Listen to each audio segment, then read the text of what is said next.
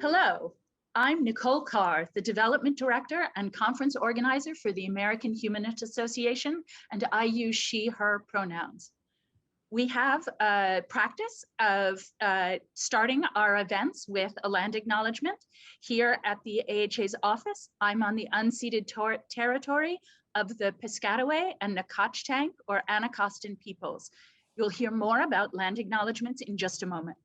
Welcome to the AHA's 80th Annual Conference. We're so glad you can join us. Now, I'd like to introduce you to AHA President Sunil Panikat and Executive Director Roy Speckhard. Sunil? Hi, everybody. I'm Sunil Panikat, President of the AHA. My pronouns are he, his, him.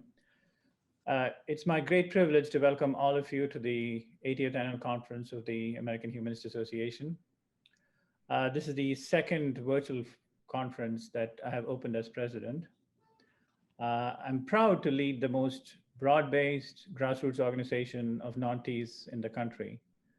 I've been a non-believer my entire adult life, and being good without a God is my core value system. And as always, I'm very happy to be speaking with so many fellow humanists. Our conference last year was in the middle of a global pandemic. And not only that, it was during the largest sustained mass demonstrations in the history of America, following the killing of George Floyd. Later, we saw American democracy on a knife edge as the transfer of power was being executed following the election.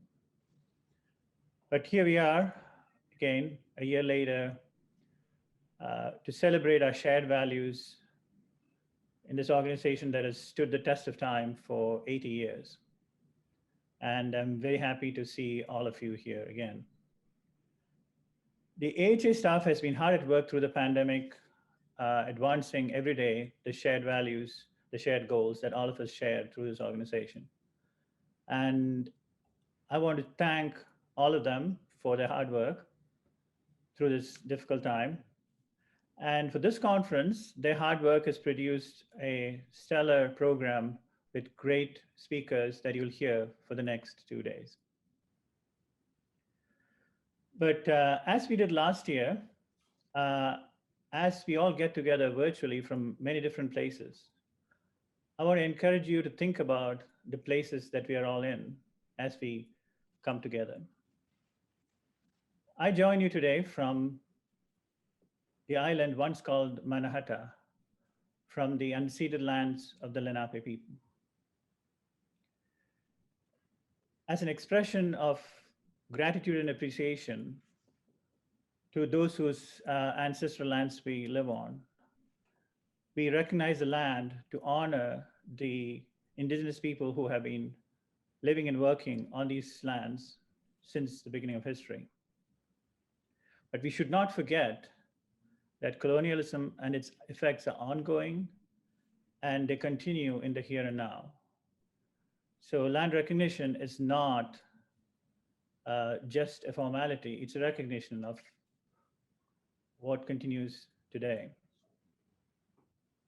I acknowledge this morning the Lenape people and their elders, past and present, as I join you today from the land of the Lenape. As the conference progresses, if you're comfortable, please acknowledge the land that you join us from as you initiate your interaction with others in the conference.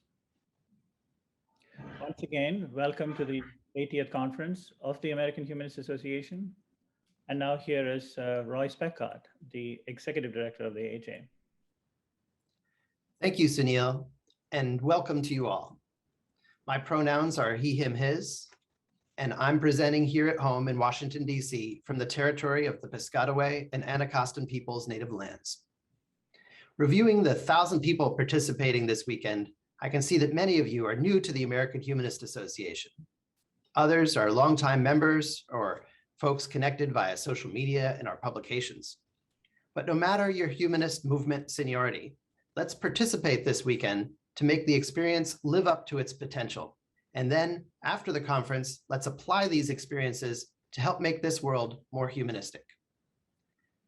Since last year's conference, the AHA has been extraordinarily active and accomplished much.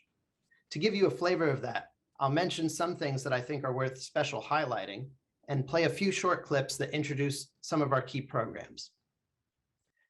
Legal work included some special challenges over this past year, as you might imagine, but our litigation for good progressed just the same.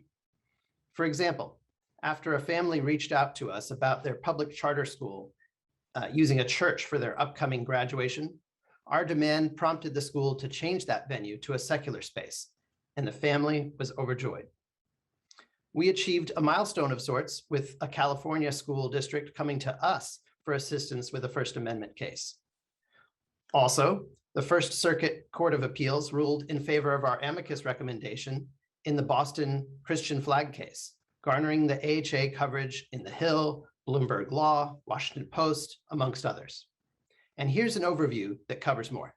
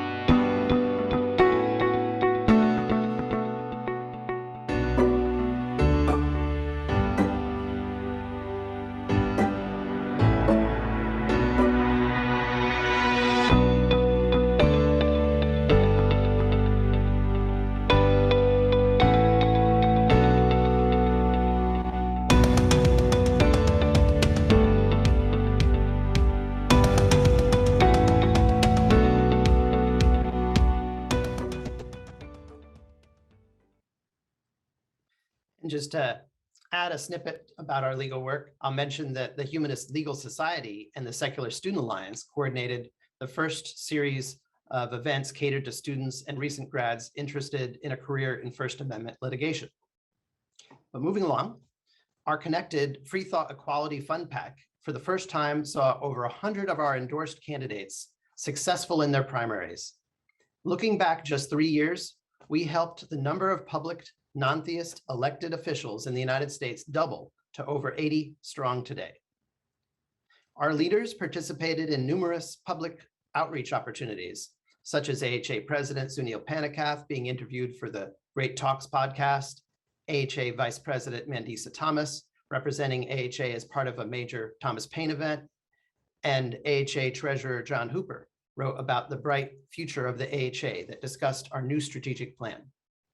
I myself spoke to a number of humanist groups around the globe, saw articles and letters published, and released my latest book, Justice-Centered Humanism. Of course, that's just the tip of the iceberg, since we've earned media coverage and published much more, as you'll see here.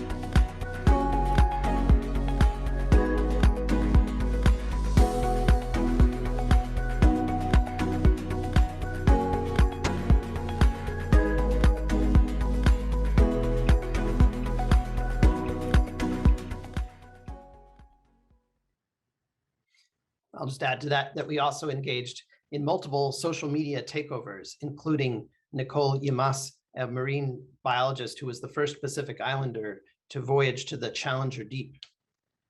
And it's worth noting that as a nonprofit charity, we achieved the highest Platinum Seal of Transparency from GuideStar.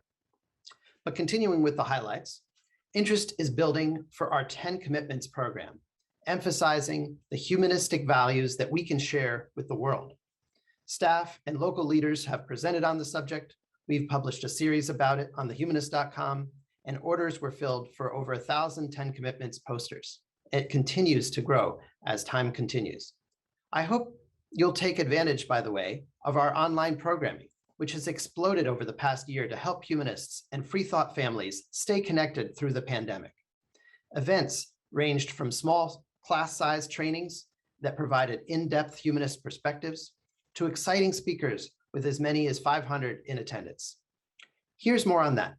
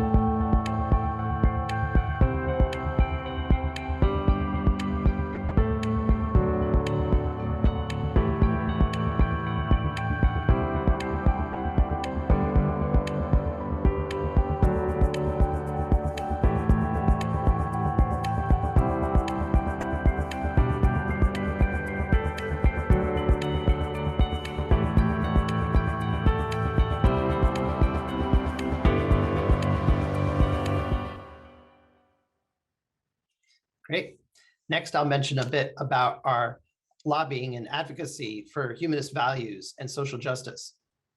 Our lobbying the legislature and the administration addressed a number of topics, from promotion of the census and advocating for the equal inclusion of immigrants in COVID-19 relief legislation to eliminating the Hyde Amendment and abortion funding restrictions. Some specific legislation we supported included the Washington, D.C. Admission Act, the No Ban Act, the Equality Act, the Do No Harm Act, the George Floyd Justice and Policing Act, the U.S. Citizenship Act, and the Every Child Deserves a Family Act. We also worked with Representative Huffman to resubmit his guest invocation request in the House. And we coordinated with Representative Tlaib's office to announce her new membership in the Congressional Free Thought Caucus. Importantly, in the resolution addressing international blasphemy laws, we saw our movement's first piece of legislation, for which we were the key drafter and driver, passing both houses of Congress, a significant milestone indeed, for which we received praise from all around the world. Here's more.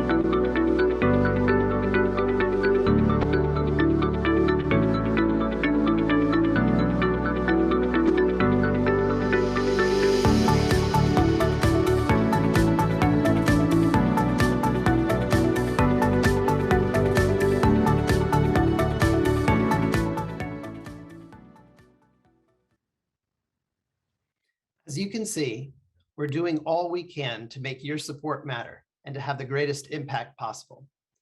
Time and time again, we find that as humanists, we have to rise up to make a difference. Sometimes that means taking the lead in areas few dare to tread.